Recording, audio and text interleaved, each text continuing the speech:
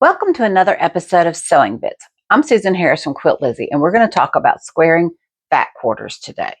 So hopefully I can make this so that you can see what I'm doing, because I'm no Brenda Gant yet. And if y'all know who Brenda Gant is, she's a great cooking instructor, just an all-around wonderful Christian woman. And she is the reason I know how to make biscuits now. So that's not part of Sewing Bits. But anyway, so I'm going to move over here to the ironing board. I was working on these fat quarters earlier, so just stay with me. And yes, I use steam.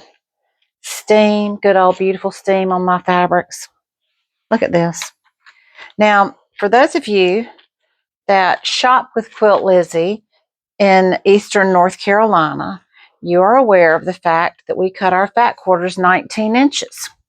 And the reason we do that, and I mean 19 inches off the bolt, is because, and yep, spot on, look at that, 19 inches. Have a looky-loo there. I hope you can see it. We cut ours 19 inches because we want you to have enough fabric when you get ready to square down your fat quarter. So this is a batik, and I'm going to, I don't know what I'm going to make out of it yet, but I'm going to go ahead and square it. The straightest part of any piece of fabric, you guys, is the selvage. So I want you to pay attention to the fact that I have the selvage here against my plump little exterior. But give me a second, I need to get a ruler. This is my sewing room, by the way. Welcome to my sewing room.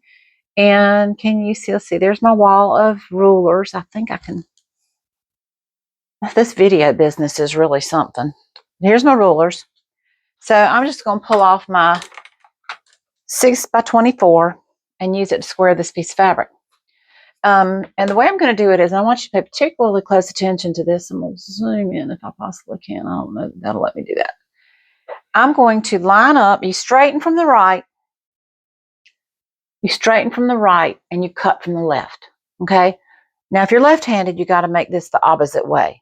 But you straighten from the right and you cut from the left. So what I'm going to do is, I'm going to take this ruler and I'm going to line it up. I'm going to take one of these lines, one of these straight lines on this ruler, and I'm going to line it up with the selvage edge on this piece of fabric. And I'm going to push it over as far as I can. Now, see, none of us cut straight. So if you'll notice, the ruler is lined up, but I've got more fabric up here than I do down here. So this is what we call straightening it. So where is my trusty 45-inch rotary cutter, and I'm going to hold the ruler in place, and I'm going to cut this piece off. Now, when you cut your piece off, take the fabric and pull it away, because see how that didn't quite cut all the way through? I probably need to change my blade. So we want to leave the ruler in place so we can move that piece of fabric. Now, that piece right there, this corner is square. So I'm going to flip it over, and then when I start cutting my pieces for whatever I'm going to make, I can march across the piece using my ruler. And I only use the lines on the ruler. You guys, I do not use the lines on the mat. If you come to one of my classes, I'm going to make you turn your mat over. I hope I don't make people mad.